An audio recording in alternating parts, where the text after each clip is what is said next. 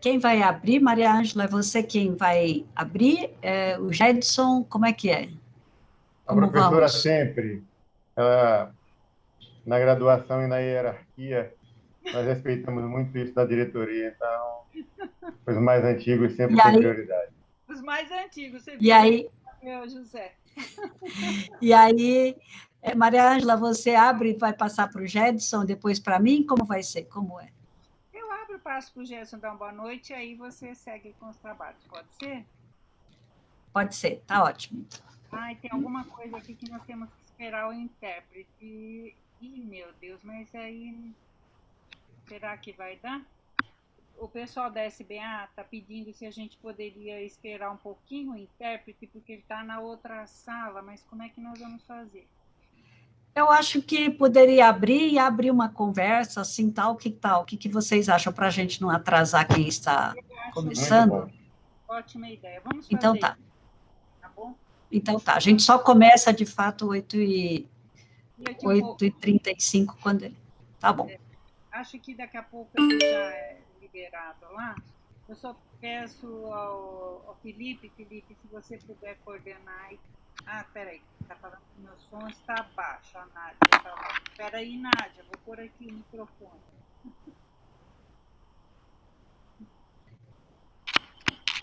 Obrigado por avisar. Pronto. Agora ficou bom, né? Perfeito. Obrigada.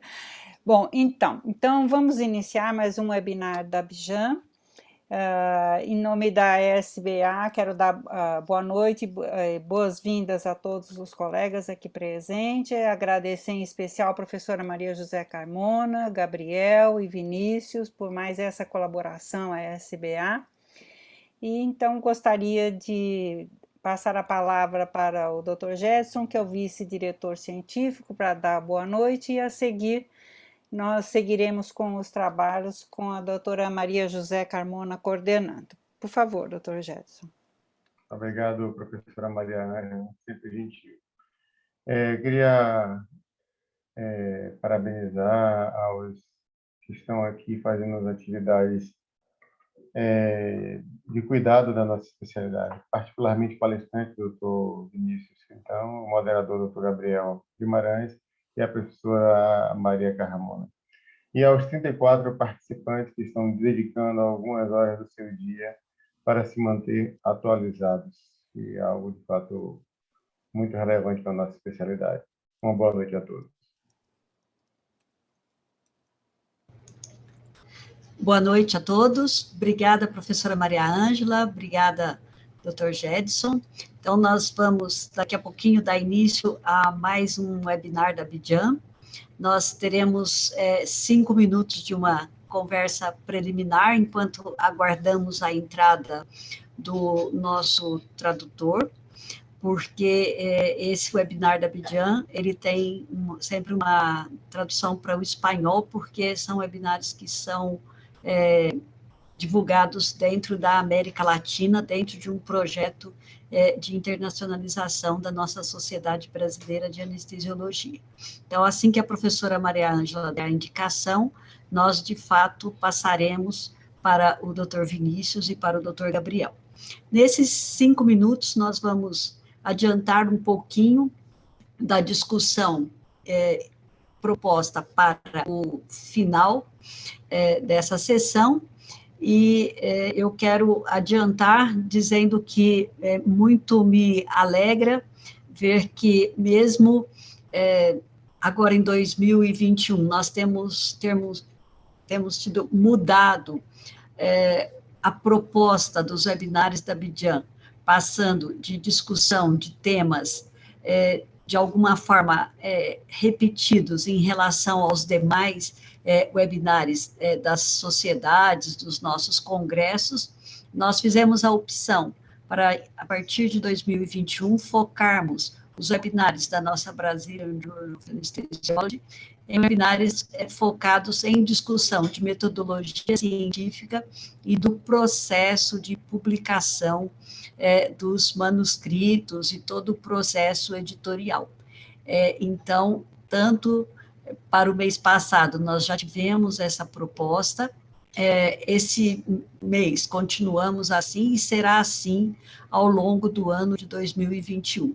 Então, temos nesse webinar 42 pessoas interessadas nesse processo, né, de discussão de metodologia científica. Realmente uma alegria aqui dentro dessa nova proposta.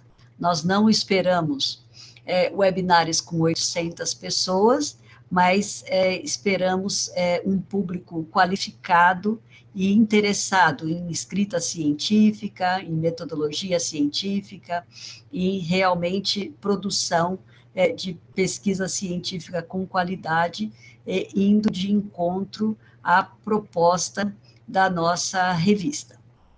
E dentro da discussão de hoje, nós teremos o Dr. Vinícius conversando conosco em relação aos Reporting Guidelines, e quem vai apresentar o Dr. Vinícius será o Dr. Gabriel Magalhães Nunes Guimarães. Os dois, tanto o Dr. Vinícius quanto o Dr. Gabriel, são editores associados da Brazilian Journal of Anesthesiology, o que muito me honra ter os dois como editores associados, e desde já agradeço por tê-los aqui conosco. E, em particular, vai um agradecimento para o Dr. Vinícius, que teve uma contribuição enorme para que a Brazilian Journal of Anesthesiology pudesse adotar os Reporting Guidelines dentro das normas para os autores. Provavelmente ele irá falar um pouco sobre esse processo durante a apresentação dele, mas em 2019, Dr. Vinícius ainda não era um editor associado, mas principalmente ainda como, vamos dizer, como meu aluno do doutorado, ele teve uma contribuição enorme comigo e para Revista Brasileira de Anestesiologia, que ainda não tínhamos mudado o nome, e também para a nossa sociedade, contribuindo para que recebêssemos juntos uma mentoria da Universidade de Oxford em relação ao uso de Reporting Guidelines. Esse tema é tema de toda uma linha de pesquisa, um grupo enorme dentro da Universidade de Oxford, que trabalha para que as revistas científicas adotem os Reporting Guidelines. Então, para a nossa revista, eu acho que foi um enorme avanço estarmos adotando os reportes.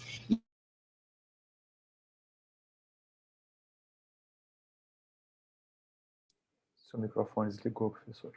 Tudo, professor. Estamos, a partir desse ano, estamos adotando esse checklist de uma forma mais sistematizada para os autores que estão submetendo os artigos, e esse processo desse checklist na submissão já contribui para uma maior qualidade dos artigos submetidos, fazendo com que eles já cheguem para nós, editores e os editores associados,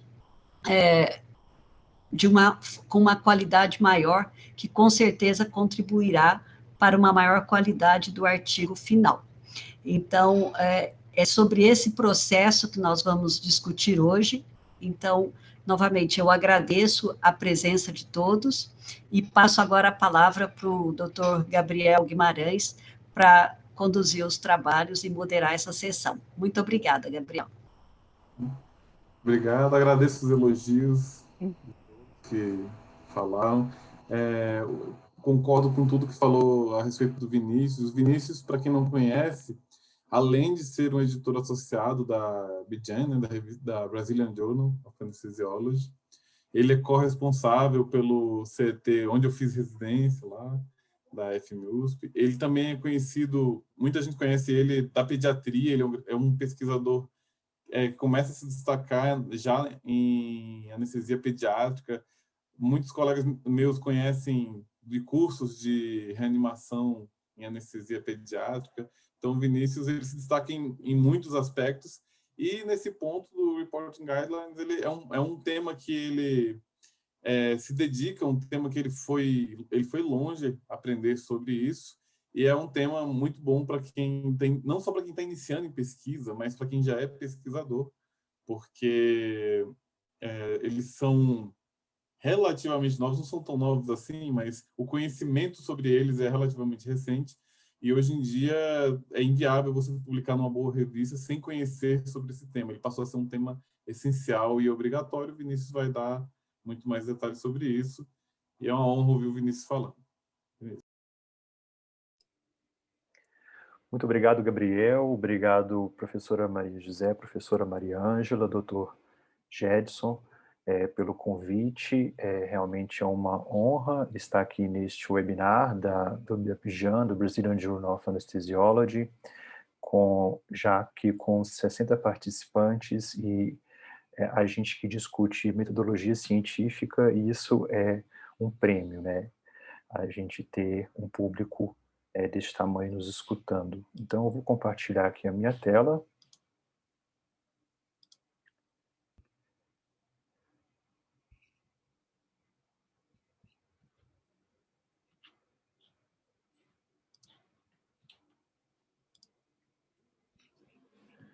Vocês estão vendo a minha tela? Sim, perfeito. Ótimo. Então, a proposta deste webinar é discutir sobre os Reporting Guidelines. O Gabriel me apresentou, eu sou o Vinícius, eu sou atualmente um dos editores associados do Brazilian Journal of Anesthesiology. Estas são as instituições que eu represento, sou médico assistente da Divisão de Anestesia do Instituto Central, do Hospital das Clínicas da Faculdade de Medicina da USP e também corresponsável pela residência. Além disso, sou anestesiologista do Hospital Municipal Infantil Menino Jesus, no grupo do SMA. Estes são os meus conflitos de interesse e os nossos objetivos aqui nessa apresentação serão entender o conceito de Reporting Guidelines, mostrar a plataforma Equator Network e as suas funcionalidades, discutir a evidência sobre o uso dos Reporting Guidelines, entender a inclusão mandatória dos Reporting Guidelines nas instruções aos autores do Brazilian Journal of Anesthesiology, e depois vamos analisar uma publicação recente, acabou de ser publicado na 71.1, do Brazilian Journal of Anesthesiology, utilizando um Reporting Guideline. Então, vai ser uma parte mais prática da minha apresentação. Então, a tradução para o Reporting Guidelines para o português ficou o roteiro para a redação de artigos científicos. É um grande defeito e também é bonito na nossa língua, no português, principalmente no português brasileiro, a gente usa muito mais palavras para fazer uma definição. Provavelmente o inglês é uma língua muito dominante porque é uma língua muito fácil. Então, a tradução para o português de Reporting Guidelines ficou o roteiro para a redação de artigos científicos. A primeira tradução foi roteiro para relatos. E isso confundiu muitos pesquisadores, porque a maioria do Brasil, né, que fala português, pensa que relato é somente relato de caso. Então ficou esse nome um pouco mais comprido quando a gente traduz Reporting Guidelines para o português. Existe uma plataforma que é a Equator Network, que é da Universidade de Oxford, na Inglaterra. É uma plataforma de acesso livre, aberto, que é baseada na Universidade de Oxford, que reúne todos os Reporting Guidelines e as suas extensões. E essa plataforma, a Equator, é uma organização guarda-chuva composta por pesquisadores, editores, revisores, agências de fomento e instituições de pesquisa. O que é, então, um Reporting Guideline? O que é um roteiro para a redação de artigos científicos? É uma ferramenta simples e estruturada, utilizada por pesquisadores durante a escrita do manuscrito. O Reporting Guideline, ele fornece uma lista mínima de informações que o manuscrito precisa ter para atingir 4 objetivos: ser entendido pelo leitor, replicado por outro pesquisador, usado para uma decisão clínica e incluído em uma revisão sistemática que, porventura, este estudo possa ser incluído. Então, o Reporting Guideline, ele tem uma função não só para o pesquisador, também tem uma função muito importante para o leitor. Esta é a carinha do Equator Network, é a plataforma, este aqui é o site. Essa foto de tela eu tirei ontem, então o Reporting Guide já existe na plataforma, na Equator Network, 457 Reporting Guidelines e extensões. Então é muita coisa, muita informação dentro de um site só. Interessante que eu tinha olhado uma apresentação antiga sobre Reporting Guidelines e essa mesma foto tinha 445, né? Então, de lá para ontem, 12 Reporting Guidelines surgiram a mais, inclusive um de anestesiologia, que eu vou mostrar no final da aula. Então, essa é a primeira parte do site, e é interessante que existem várias traduções para o nosso português, para o português brasileiro, e vocês vão entender depois o motivo.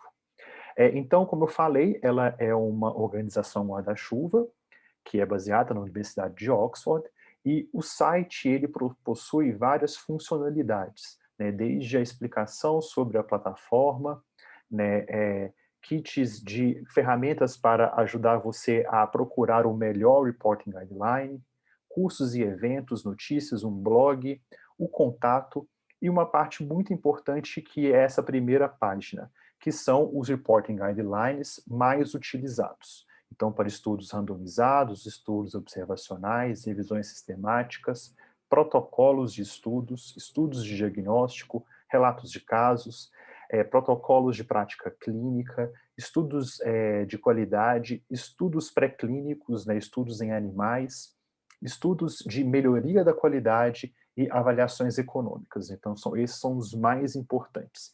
E sempre vai aparecer o Reporting Guideline principal e as suas extensões, que a gente vai entender melhor as suas extensões um pouco mais para frente.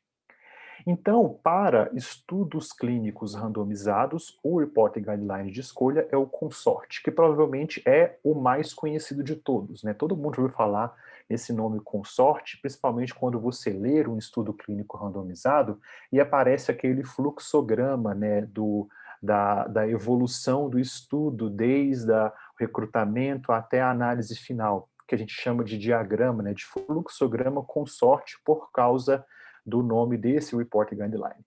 A maioria dos Reporting Guidelines, os nomes são acrônimos do Reporting Guideline, do nome completo do Reporting Guideline. Para estudos observacionais, a gente tem o STROBE, e tem o STROBE geral e as suas extensões para estudos tipo coorte, caso controle e estudos transversais. Existe o CARE, que é para relato de caso ou séries de caso, o PRISMA para revisões sistemáticas, que hoje substitui o Quorum, que foi muito usado para meta-análise, e hoje a gente prefere usar o PRISMA para revisões sistemáticas, o ARRIVE, que é para estudos pré-clínicos, estudos em animais, e vários outros, né, Reporting Guidelines, como mostrei hoje, 457. Dentro da plataforma Equator, existe este fluxograma de decisão, que a professora Maria Ângela gosta muito de mostrar nas aulas dela, que é bem interessante, que ele consegue resumir num único fluxograma os principais Reporting Guidelines que existem. Então, por exemplo, se você ele vai decidir ele vai te ajudar na decisão para você escolher o melhor Reporting Guideline para você escrever o seu manuscrito ou então para você ler algum estudo. Então, se a sua pesquisa é em humanos, sim.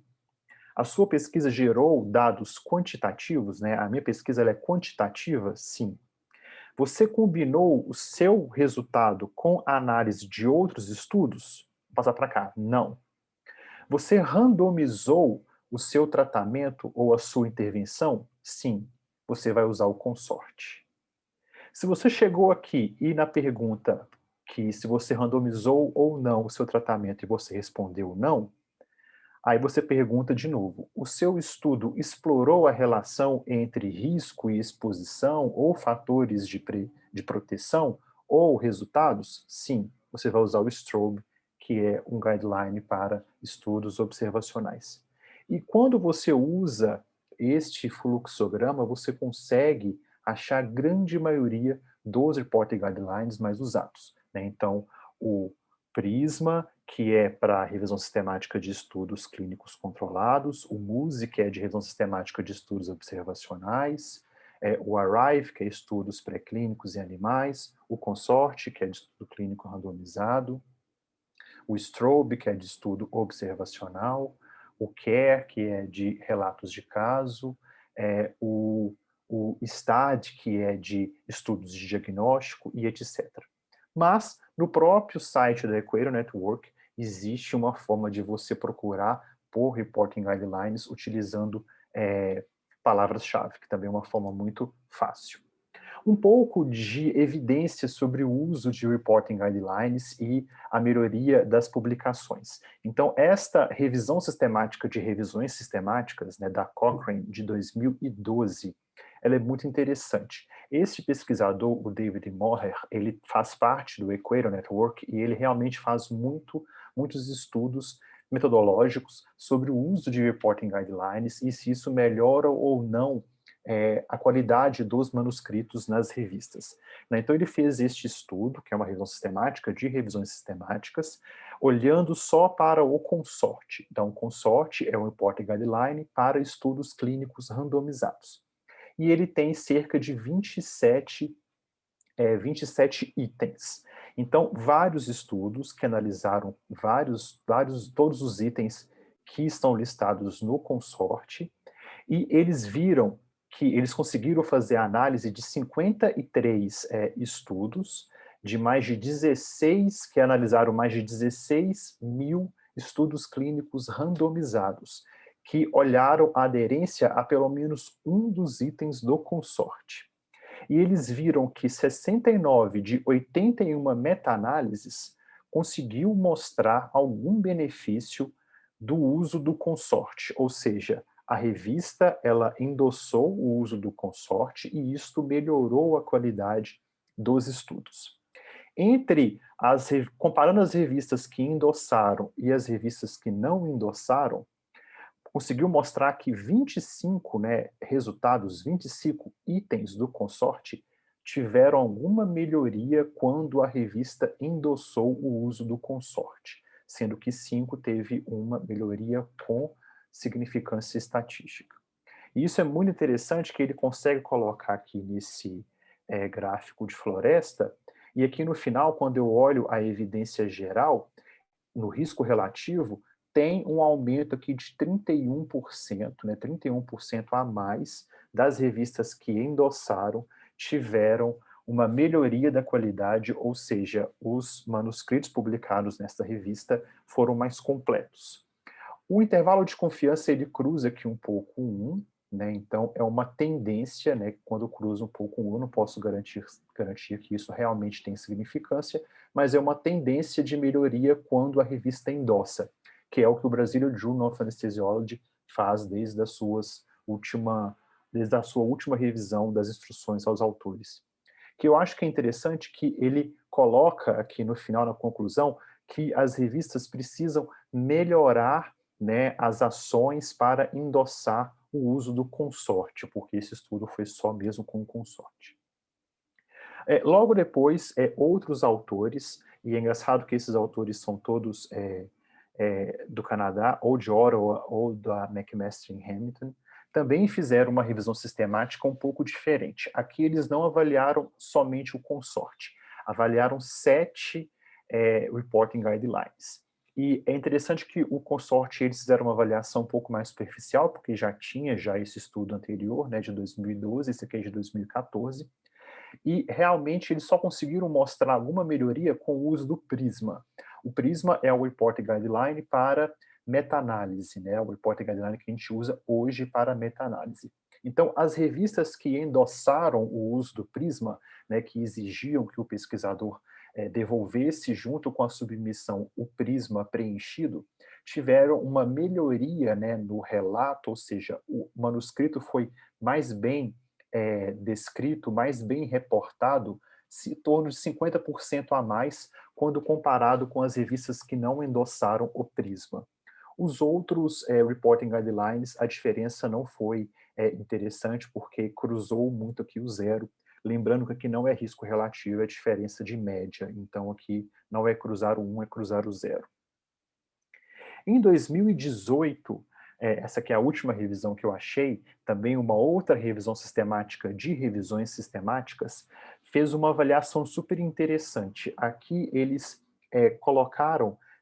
fizeram uma revisão perguntando se depois da publicação, depois do surgimento dos Reporting Guidelines, que surgiram em 2018, há 21 anos, então o Gabriel tem razão, os Reporting Guidelines eles são novos, né? Então tem em torno de 23, 24 anos que começou isso na pesquisa, se depois de 21 anos, no caso aqui em 2018, se isso melhorou, né, a qualidade dos manuscritos. E é interessante que não. 88% dos manuscritos desta análise aqui, desta revisão sistemática de revisão sistemática, eles viram que 88% dos manuscritos que eles avaliaram não tinham um consorte bem preenchido, né, que é para estudo clínico randomizado. 84% dos 19 estudos que avaliaram o PRISMA, que é para a revisão sistemática, não tinha uma aderência completa, né, ao Reporting Guideline. E fizeram de vários outros, né, Reporting Guidelines, inclusive do Quorum, que foi o primeiro utilizado para a revisão sistemática, hoje a gente prefere usar o PRISMA. E de todos os Reporting Guidelines, né, eles conseguiram aqui avaliar 124 estudos primários e revisões sistemáticas, 87,9% tinha uma aderência inadequada, né? Então, apesar de tantos anos já, em torno de 20 anos, ainda a aderência é muito inadequada aos Reporting Guidelines. E com relação à anestesiologia, é um dos únicos estudos que existe, provavelmente o único, de 2015, publicado no European Journal of Anesthesiology, que fez uma análise somente do consorte, que é para o Reporting Guideline para estudos clínicos randomizados, e analisaram 319 estudos clínicos randomizados depois de mais ou menos 10 anos da publicação do consorte, né, da primeira versão do consorte. Uma mediana de 60% de preenchimento dos critérios, né, dos itens do consorte. E somente 72,1% dos estudos apresentavam uma definição adequada de resultados primários e secundários. Então, mesmo depois de 10 anos da primeira publicação do consorte, os estudos randomizados, né, clínicos randomizados e controlados em anestesiologia ainda não preenchem completamente todos os itens do consorte. Então, como que foi o nosso trabalho aqui no Brazilian Journal of Anesthesiology? Então, o objetivo, né, isso aqui foi uma discussão que a gente teve no planejamento estratégico da revista em 2000, assim que a professora Maria José assumiu o cargo de editora-chefe. Então, o objetivo era lançar uma nova, né, política. Então, primeira coisa, entrar em contato com a Equator, né? Então, quando eu cheguei com a ideia para a professora, o meu objetivo era muito mais simples, eu queria tentar ver se a gente conseguia endossar o consorte, e a professora me devolveu a tarefa pedindo para a gente tentar endossar todos os Reporting Guidelines, então a gente teria que procurar um parceiro maior, que no caso seria a Equator Network. Então, depois que a gente entrou em contato, com a ajuda do pessoal da Equator, a gente escreveu um editorial, as instruções aos autores foram atualizadas, e agora a gente está fazendo uma outra etapa, que é o treinamento dos autores, né, vocês que estão nos assistindo.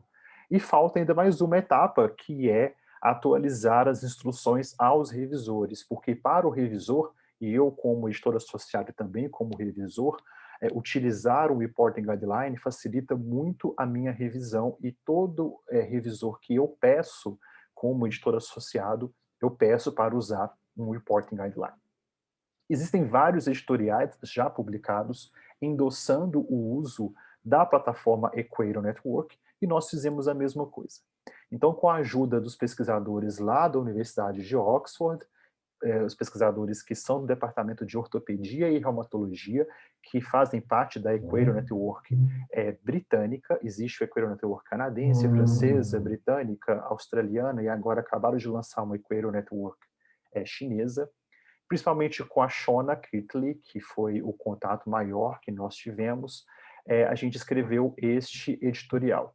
Teve participação também o professor Gary Collins, que é o coordenador da Equator Network, a Patrícia Lugolo e o Michael Schlussel. E, como eu falei, o Equator Network tem muito material em português, porque o Michael Schlussel, ele é brasileiro.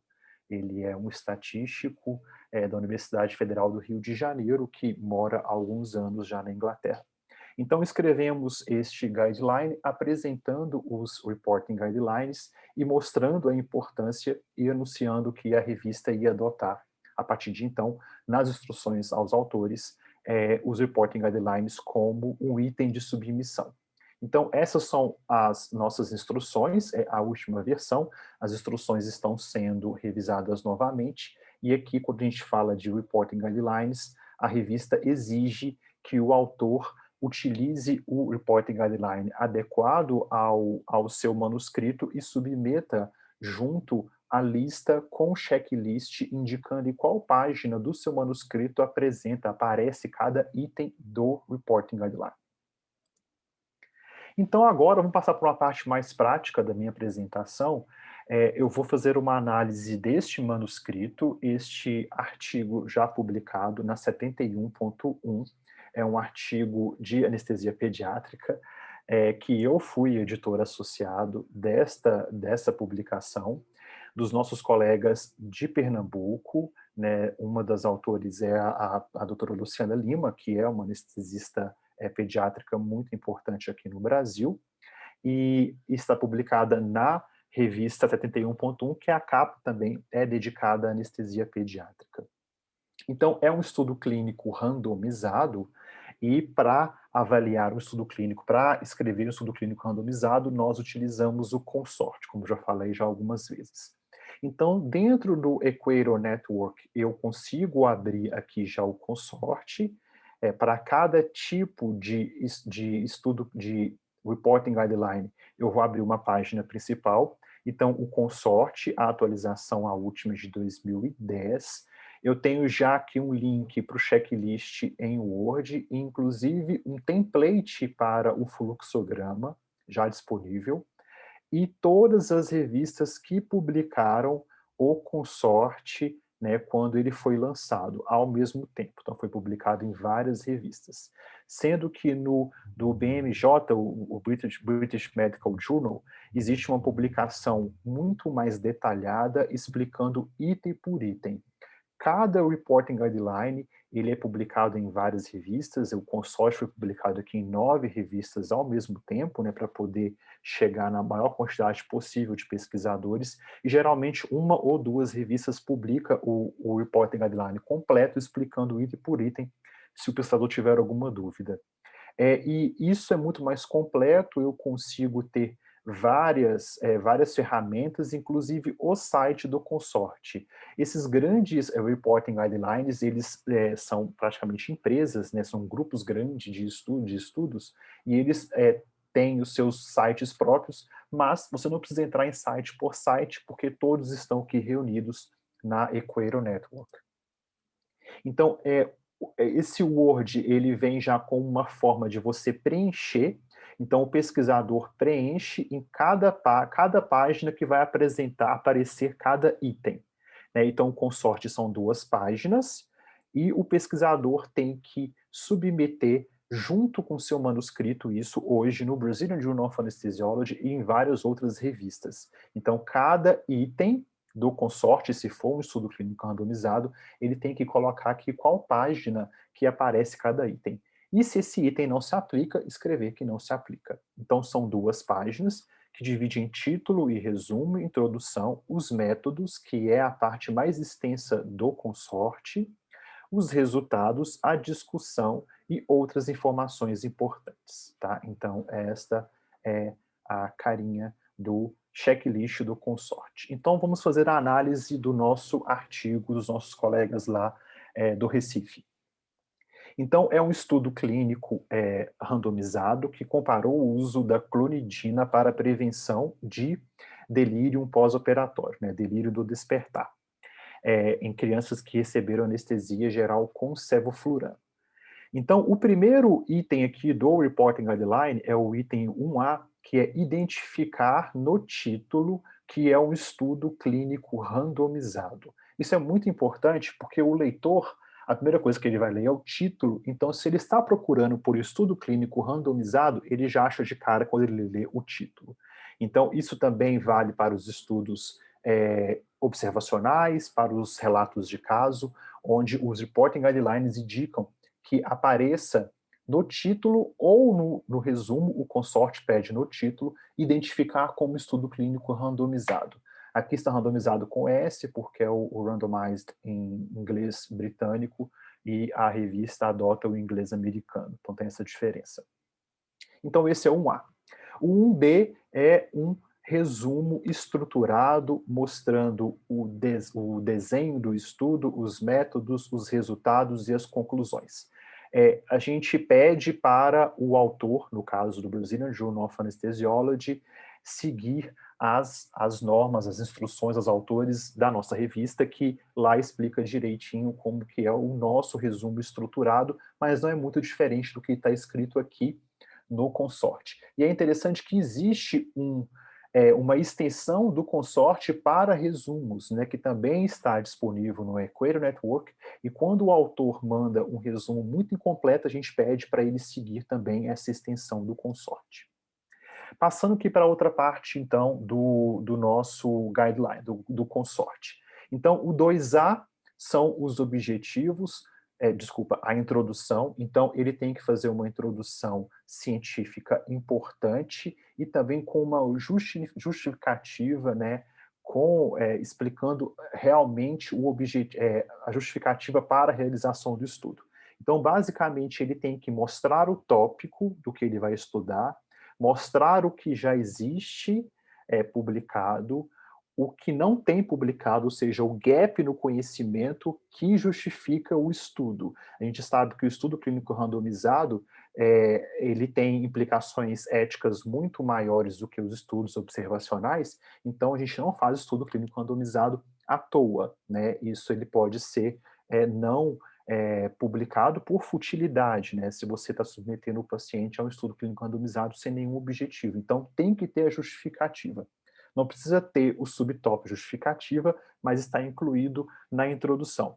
E a introdução tem que ser a mais objetiva possível, a gente pede para não passar de 500 palavras. Então, o 2A aparece aqui na introdução. O 2B, os objetivos, de preferência o objetivo primário somente, pode colocar o objetivo secundário, mas a gente pede para a grande maioria das vezes colocar só o objetivo primário e depois colocar o objetivo secundário nos métodos, ou hipótese. O consórcio deixa muito claro, um ou outro, porque quando você escreve a sua hipótese, geralmente você consegue entender o objetivo.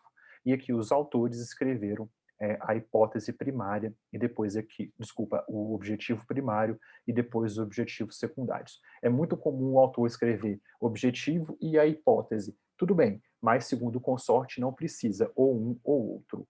Passando para os métodos, que é a parte mais densa aqui do consorte, porque a gente lembra que um estudo ele tem que ser replicável, então os métodos os métodos terão que ser muito bem descritos para que, se um autor quiser replicar esse estudo, ele consiga, por exemplo, ou então incluir esse estudo em uma revisão sistemática. Ele precisa ter isso muito bem descrito aqui no seu manuscrito, se for possível, ou então publicado na forma de um protocolo de estudo.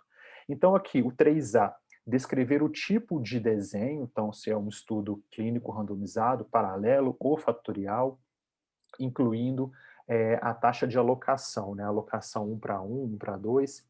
Aqui no caso eu entendi que foi 1 para 1, o autor não colocou, então é uma falha provavelmente aqui desta publicação, mas colocou que foi um estudo clínico randomizado, duplo cego, e não colocou se ele foi paralelo, e a gente consegue entender que ele foi paralelo com a alocação 1 para 1. Depois, o 3B não se aplica, porque não teve essa mudança depois que o estudo começou, e o 4A, que são os critérios de inclusão e os critérios de exclusão, que estão muito bem escritos aqui. Depois, o local onde o estudo foi realizado, né, e se foi um hospital ou uma clínica, etc. E a data que foi coletada, que está muito bem aqui descrito nessa primeira parte. Também isso tem muita discussão, né, quando a gente estuda metodologia, se vale a pena você colocar o local que você fez o seu estudo, apesar do consorte colocar, porque quando você publica, você quer que o seu estudo seja internacional, e se você coloca o local, você está deixando o estudo muito local, ao invés de ser um estudo muito internacional. Então, alguns pesquisadores pedem para você não colocar o local onde foi realizado o estudo, deixar só isso ali subentendido nas afiliações dos autores. Essa é a parte mais densa, porque eu tenho quase tudo dos métodos nessa página aqui do manuscrito. Então, os 5 são as intervenções, intervenção em cada grupo, com dados suficiente para eu poder replicar, incluindo quem e quando, né, esse estudo foi realizado, né, quem que fez a intervenção e quando essa intervenção foi realizada. Então, os autores explicam aqui muito bem as suas intervenções aqui no 5, nesse parágrafo, né, dividido aqui no meio, está marcado aqui nessa página. O 6A, então, ele vai definir os resultados primários e secundários, né, como que ele mediu os resultados primários e secundários, também incluindo quem e como, né, e quando estes resultados foram medidos, que é o 6A, que aparece aqui nesse parágrafo, nesses 3 parágrafos e continua aqui na segunda parte aqui dessa página. O 7A, como que a amostra foi calculada, que aparece aqui. O 7B é se esse estudo teve uma análise interina ou se teve algum motivo de interrupção, não se aplica a este estudo. O 8 é uma parte muito importante, o 8, 9 e 10, que é a randomização, que é uma parte muito difícil para os autores e geralmente eles se perdem nas explicações de como o estudo foi randomizado, e é uma parte muito importante para eu ter certeza se esse estudo realmente foi randomizado ou se ele foi quase randomizado, e é uma parte que tem muito viés, então tem que ser muito bem descrito. Então, o 8A, o método que gerou essa alocação. Qual foi o método que ele usou para gerar, né, a alocação, a sequência de randomização? E aqui ele explica que ele usou um software, aqui no 8A, para fazer a sequência de randomização. O 8B, o tipo de randomização. Também isso ocorre muita falha, e uma randomização, por exemplo, em bloco, e ele não explicou. Provavelmente esse estudo foi uma randomização simples, porque ele não deixou claro qual tipo de randomização usou.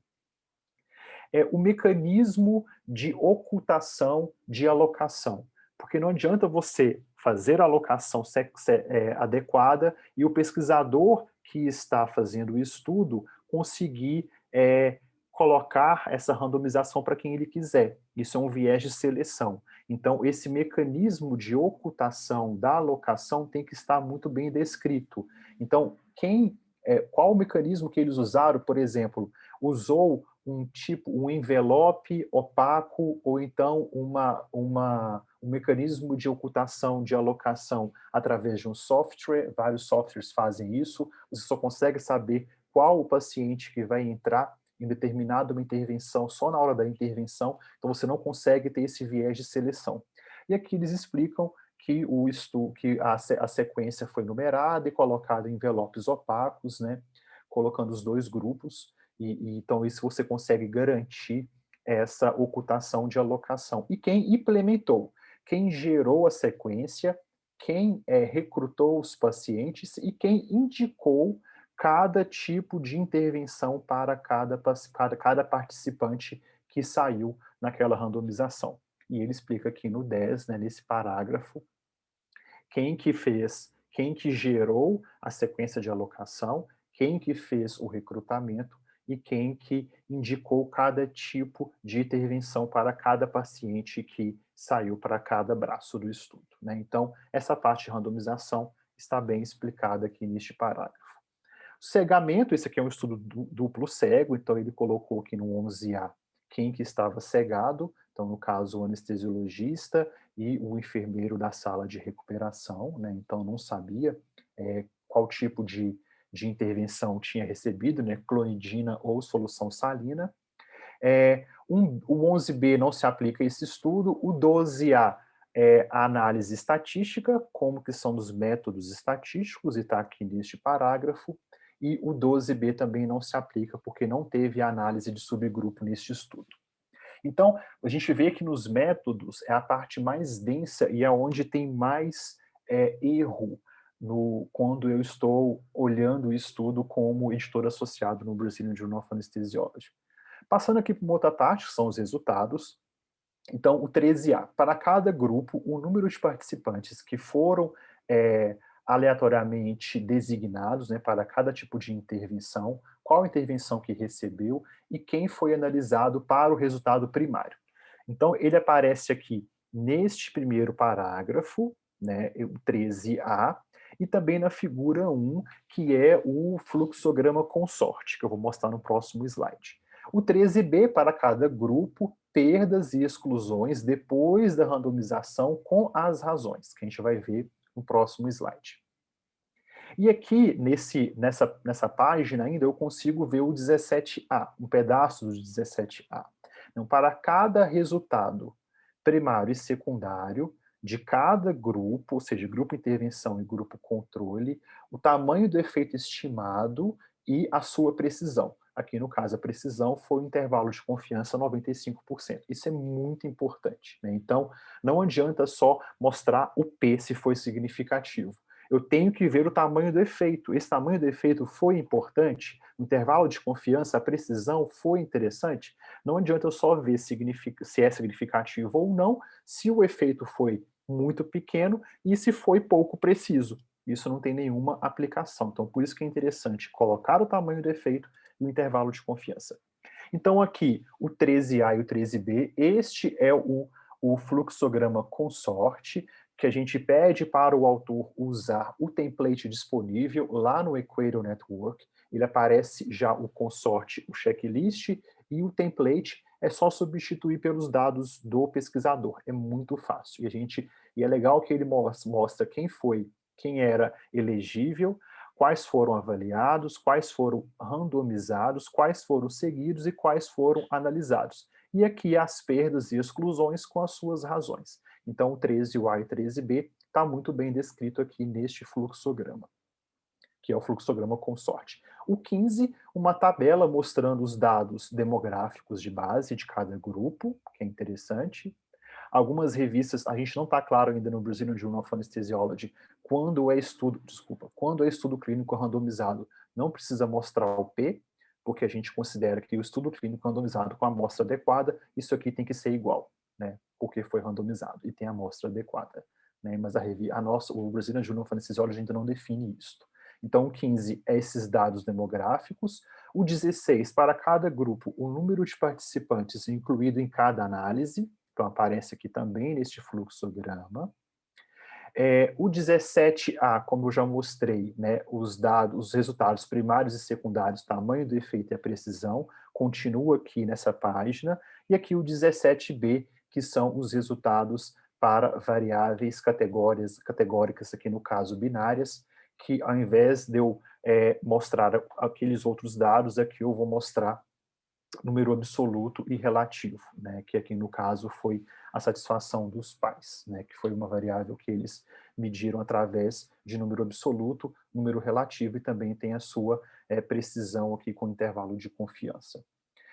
18 não se aplica neste estudo, porque não teve análises secundárias, né, análises auxiliares previstas, e aqui o 19 mostrando os efeitos adversos mais importantes que eles também avaliaram neste estudo. Na discussão, 21 e 22, então, na discussão eles colocam muito bem a generalização dos dados, se eles são aplicáveis mesmo, se a validade externa ela é importante, e realmente é, e a interpretação consistente com os resultados, balanceando os benefícios, os malefícios e comparando com o que já existe de literatura relevante. Passando aqui para a última parte do Reporting Guidelines, do consorte, eu tenho as limitações. Então, o autor tem que discutir as limitações. Não existe nenhum estudo sem limitações, e também isso aqui é um grande erro. Muitos autores não colocam as suas limitações na discussão. A gente pede para ele colocar as limitações do seu estudo.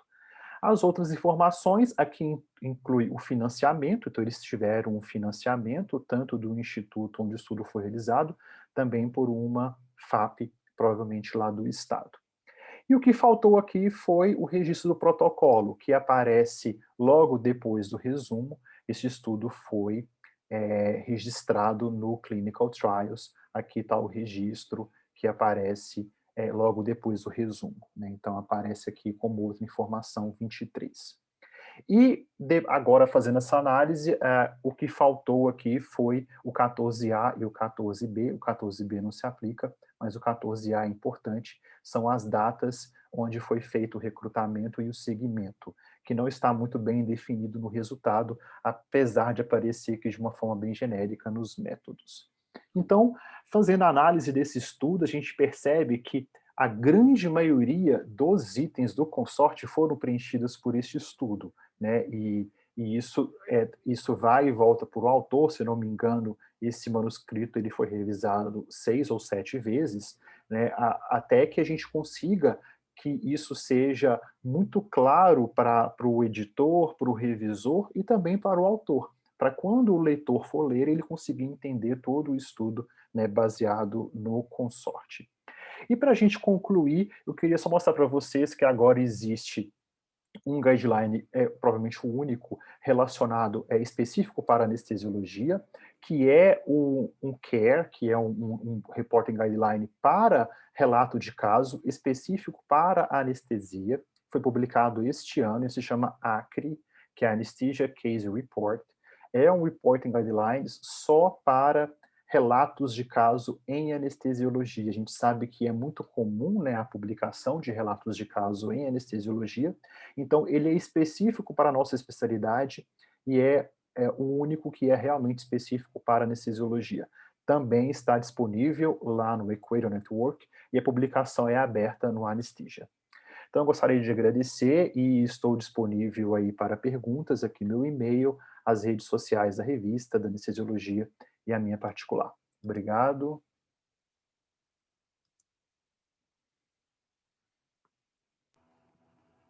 Obrigado, Vinícius. A apresentação foi bem clara. Muito bom o exemplo baseado no artigo da nossa própria revista, né? Esses guias para relatório de pesquisa, eles, como a gente tinha comentado antes, eles foram adotados agora pela BJAN, mas todas as grandes revistas já adotaram e uma boa parte delas realmente solicita, inclusive, o checklist preenchido, né? Mas, em relação a isso, eu queria pedir um pouco assim, que você comentasse que existe o guia, né? O guia de redação normal, o resumido, né? Existe o checklist, eles fornecem para a gente, existe o guia, e existe o guia na versão explicação e elaboração. Você pode comentar um pouquinho sobre isso? Uhum. Existe o que a gente pede na revista é o checklist, né? Então o checklist foi isso que eu mostrei, né? Cada item e tanto o Strobe quanto o CARE, quanto agora o ACRE e o consorte tem uma parte já no checklist que eles fornecem, onde você anota qual página que aparece cada item, e se isso não se aplica, escrever não se aplica na frente. Mas cada publicação, por exemplo, o Consorte, o próprio Acre agora, o Strobe, existem publicações muito mais extensas, que eles explicam, o Prisma, né, que eles explicam item por item. Então, por que aquele item existe, qual que é a justificativa para aquele item, e é interessante que vários colocam até exemplos. O Prisma, por exemplo, ele tem lá o item, a explicação do item, por que aquele item é importante, e eles colocam um exemplo. Até facilita, né, para o pesquisador utilizar o exemplo e depois escrever o seu manuscrito. A escrita científica é uma escrita técnica, né, é diferente de uma escrita de um romance, por exemplo, que precisa muito mais de inspiração e de inspiração e talento do que a escrita de um manuscrito, que é uma escrita técnica, né? Então, reporting guidelines, né, os roteiros para a redação de artigos científicos, nos ajudam muito porque você não consegue esquecer nada que é importante, né, para você colocar no seu manuscrito. Então, são duas coisas diferentes, né? A gente, na revista, a gente exige o checklist que está disponível no Equator Network ou no site de cada reporting guideline, mas se o autor quiser entender melhor por que existe aqueles itens, ele pode entrar na publicação original, como mostrei ali do consorte no British Medical Journal, é uma das publicações, e ele consegue a explicação de cada item. Eu acho muito boa essa parte dos guias, das versões, né, de elaboração e explicação, porque quando a gente recebe alguns artigos, até de estrangeiros ou de brasileiros, existem itens no qual o autor interpreta um não se aplica. E nem sempre a gente concorda que aquilo não se aplica. E quando o autor lê a versão com explicação, ele entende por que aquele item é importante e ele fica um pouco mais convencido de que ele deve escrever sobre aquilo. Outra coisa que eu percebo que alguns autores confundem, porque o checklist ele é muito resumido, eles são frases, né? Então, algumas ideias podem parecer um pouco amplas ou ambíguas, e os autores, às vezes, colocam que está no item, que o 14b está no parágrafo X, mas você lê e você não concorda com aquilo. Então, quando ele lê a versão completa, né, de explicação e elaboração, ele entende melhor sobre aquele item e ele consegue referir melhor e até mesmo corrigir a redação do trabalho dele, né, para fazer um relatório mais bem feito, para que ninguém tenha dúvida sobre o que se trata. É interessante aquele site que você botou, do Equator, porque o Equator, a ideia não é um nome aleatório, né? As iniciais, elas são relacionadas a aumentar, né, o enhance, para a transparência e a qualidade dos relatos de pesquisa, dos relatórios de pesquisa. Então, o nome não é um nome aleatório. Tá? Quem entra no site vai ver exatamente os destaques, o que significa ali cada letra daquela. E uma dica prática que eu dou para quem é residente, para quem vai escrever aí o TCC, para quem é pesquisador não tão experiente, esses guias eles ajudam muito a você a destravar. Às vezes o pesquisador inexperiente não sabe se já escreveu tudo que deve, ele não sabe o que escrever agora, e no momento que ele checa esse checklist, ele vai lembrar, opa, tem esse ponto aqui que eu realmente esqueci, eu tenho que discutir isso, tenho que discutir as limitações do meu trabalho, esqueci de discutir esse ponto. E ele praticamente desentala lá a redação, né? Fica muito bom, é muito prático a existência desses guias. E outra coisa que eu acho bem interessante, é legal o residente, o pesquisador que assistiu a palestra do Vinícius, entrar lá no Equator e navegar mesmo, porque existem guias para tipos de estudos específicos. Existe guia sobre como fazer pesquisas como relatar pesquisas de náuseas e vômitos. Existem guias sobre ensaios clínicos adaptativos, sobre estudos dose e resposta. Então, antes mesmo de você fazer pesquisa, também é útil ler esses guias, porque você sabe o que é que você vai ter que escrever lá na frente, então você já se importa com isso desde o início. Eu acho isso muito legal. Por exemplo, hoje está muito comum os web surveys, né, os e-surveys, e existe um reporting guideline só para web survey, chama Cherries. Ele só é específico para survey realizado via web, por e-mail e rede social. Então, eu sei que é interessante. Existe reporting guideline para estudos de medicina chinesa, né? São muitos, né? Os mais importantes estão ali na primeira página do Equator, mas embaixo ali tem 457 reporting guidelines e extensões. Isso. Existem versões genéricas, né? Você pode, para ensaios clínicos em geral, usar o consorte, ele geralmente é suficiente, mas existem, para ensaios clínicos específicos, guias adicionais que vão aumentar a transparência e a qualidade do seu manuscrito, né?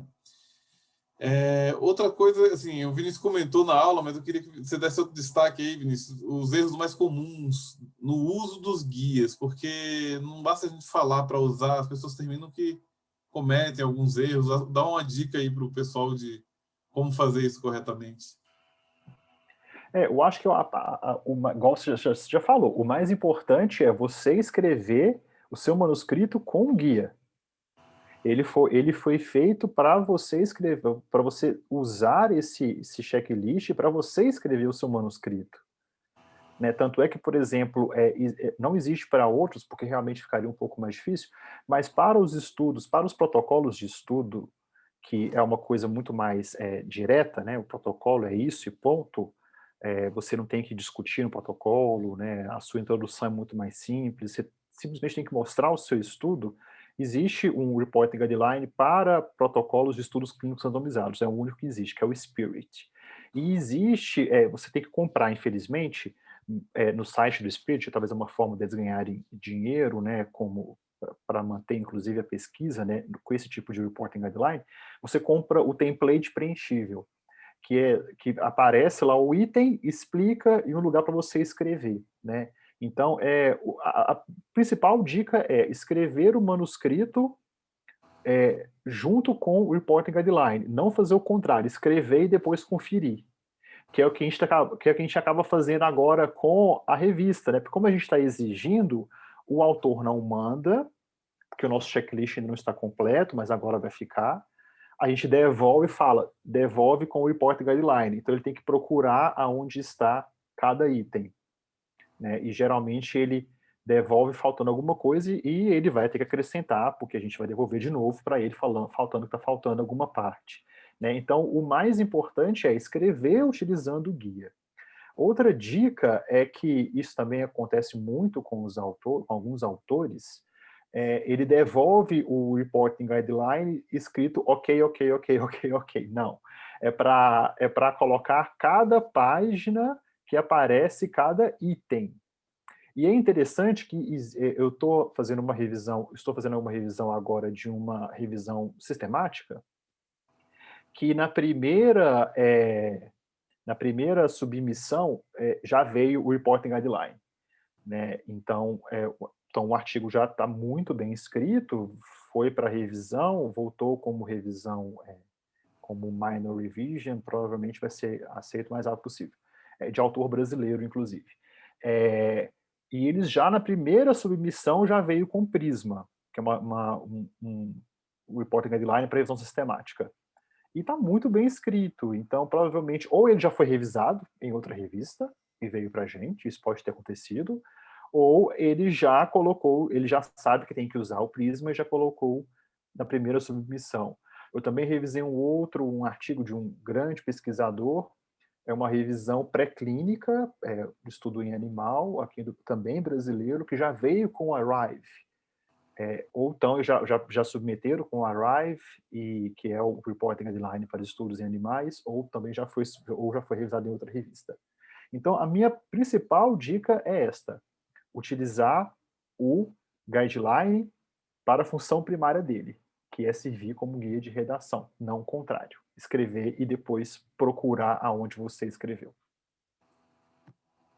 Vinícius, você terminou respondendo a pergunta da Nádia um pouco. Eu vou ler de novo, tá? Como ela colocou aqui. Ela pergunta assim: na submissão do artigo, o autor deve enviar o report, né? Já preenchido, em que página do seu manuscrito cada item está, na forma de um anexo, e se os revisores vão receber esse anexo para checar. As pessoas são convidadas como revisores. Sim, obrigado, professora Nádia, pela presença. Sim, professora, o que a gente está pedindo, como as nossas instruções aos autores, ela exige o checklist, agora no checklist de submissão, que é feito pelo escritório editorial, a gente pede quando se aplica, né, o reporting guideline para cada tipo de estudo. Então, ele coloca como um anexo, que dentro da nossa plataforma vai como um e-component, né? Tem essa opção lá, talvez agora mais para frente a gente coloca já como mandatório, igual já é colocar a title page, a cover letter, isso tudo é obrigatório. Ele não consegue ir para frente se ele não fizer isso. Mas, por enquanto, não aparece ainda na nossa lista de submissão, mas, pelo processo, é obrigatório. Então, ele coloca já na submissão este checklist preenchido como um anexo, que pode ser ou em Word ou PDF, o jeito que o autor quiser. E isso também chega para editor, no caso a professora, que é a primeira editora que pega o manuscrito, ela pode ser a editora ou pedir para algum editor associado, e eu recebo também, eu vejo este checklist, e os revisores também conseguem ver o checklist. Outra coisa que eu gostei, Vinícius, que você comentou, e às vezes o pessoal esquece, para a maioria dos bons guidelines, os principais, como o Consort, o Prisma, o Strobe, eles têm websites próprios, né? Você fala, eu consigo baixar a maioria deles pelo site da Equator. Mas se você entra no site do Consort, além dos links para todas as versões do Consort, né? Você tem de forma fácil links para baixar tanto em PDF quanto em DocX para Word, o fluxograma, o modelo de fluxograma editável, bonito, apresentável, tanto para o Prisma, que é um pouquinho diferente do Consort. Então, existem materiais úteis nos sites deles, às vezes, dependendo do guia que você está entrando, eles já comentam que tem uma versão mais nova, porque existem guias que são atualizados após algum tempo. Então, você pode, por algum engano, começar com uma versão antiga do guia e ao entrar no site você tem a certeza que está usando a versão mais nova ou não do guia. Apesar que o Equator organiza bem isso, mas Sim. eu acho interessante entrar no site do guia também que você vai usar. E no Equator, por exemplo, do Consort, lá na última parte da página do Consort dentro do Equator tem o site do Consort, né, do Strobe também, tem o fluxograma do Consort, mas tem o fluxograma do Strobe, que muitos autores colocam como consorte na primeira publicação, na primeira submissão. No estudo observacional, aí coloca fluxograma consorte. Não, é só fluxograma, porque consorte é para estudo clínico randomizado, né? Então, se é estudo observacional, não é fluxograma consorte. Eu chamo atenção para isso, Vinícius, porque alguns autores eles fazem o fluxograma, às vezes no Paintbrush, eles fazem em ferramentas nem sempre feitas para fazer fluxograma, e algumas vezes a gente recebe alguns fluxogramas fora do comum. E aí essa dica de entrar no site, baixar o modelo é boa porque são fluxogramas bem feitos, adaptáveis, você arrasta uma caixa e a setinha acompanha a caixa que você está arrastando.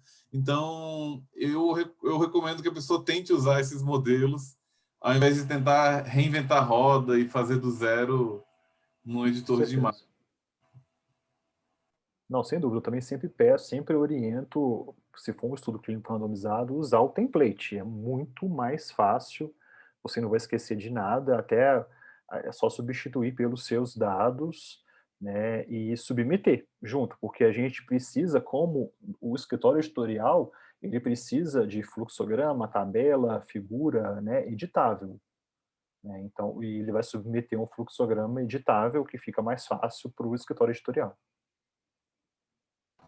Um outro engano que eu percebo bastante como editor, alguns autores eles não levam tão a sério o checklist. Eles cumprem uma obrigação, preenchem sem o modelo. E o recado que a gente passa é assim, a gente valoriza muito. E tudo isso que o Vinícius falou é muito importante. A gente realmente lê e não passa uma boa impressão a gente receber um artigo em que isso não foi levado a sério. Então, é interessante levar a sério, até mesmo a grande dica que o Vinícius deu, eu acho que é uma das mais importantes. Você começar a escrever usando guia. Você fazer o processo inverso, corrigir seu texto usando guia, é muito mais difícil. Vou ver se tem mais alguma pergunta aqui no... Não, só parabéns, Vinícius. Muitos parabéns. Como nós estamos de horário? Obrigado. 9h40. Já temos 1 hora, né, de webinar. Só avisar o Vinícius, eu não sei se ele percebeu, ele estava muito feliz com 60 participantes. Nós chegamos a 121, viu, Vinícius? Muito bom. Dobramos. Muito. Dobramos. Muito bom. Muito bem. Parabéns, Vinícius, parabéns, Gabriel. Então, voltando ao nosso objetivo inicial, a revista está adotando de uma forma mais sistematizada e rigorosa os reporting guidelines na submissão dos artigos. Então, é importante que eles sejam seguidos para contribuir para a qualidade dos artigos e para a qualidade da nossa revista.